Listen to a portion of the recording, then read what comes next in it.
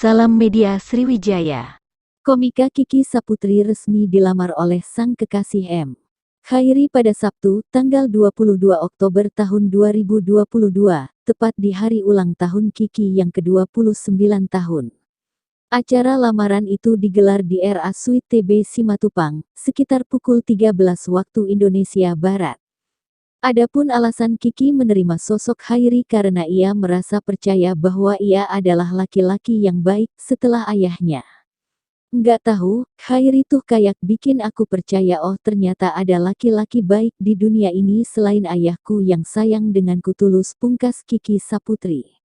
Sebagai informasi, Kiki Saputri dan M. Khairi mulai berpacaran sejak Juni tahun 2022. Namun keduanya mantap mengumumkan hubungan asmara mereka ke publik sekitar Juli lalu.